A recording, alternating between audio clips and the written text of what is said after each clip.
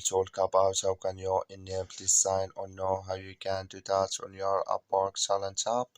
All you have to do, you just go above your photo profile, click on it here. So then it's going to show for you a list like this. Then you click here on settings.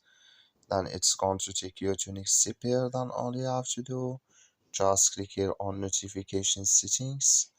So then it's going to take you to next step here. Then you click here on email updates. When you click here on email updates here, sorry, when you click here on email updates, it's going to take you to this list here. So then you go down, you just keep going down here. Then it's going to show for you here miscellaneous here. You come here to notify me of Upwork events happening in my local area here. So then you click in this sign.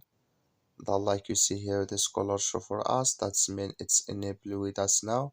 That's all you have to do. Thank you for watching. Don't forget to support us by liking, subscribe.